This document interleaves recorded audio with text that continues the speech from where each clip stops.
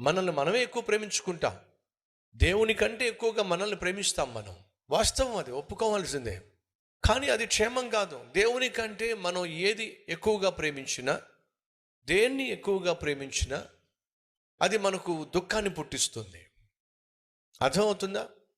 దేవుని కంటే నువ్వు దేన్ని ఎక్కువ ప్రేమించినా అది ఒకరోజు నీకు దుఃఖాన్ని మిగులుస్తుంది.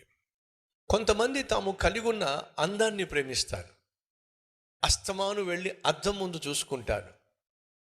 తమ అందాన్ని చూసి తెగ మురిసిపోతారు, ముఖం మెరిసిపోతూ ఉంటుంది. కానీ ఆ అందాన్ని ఇచ్చింది ఎవరు? ఆ రూపురేఖలనిచ్చింది ఎవరు? ఆ రంగునిచ్చింది ఎవరు?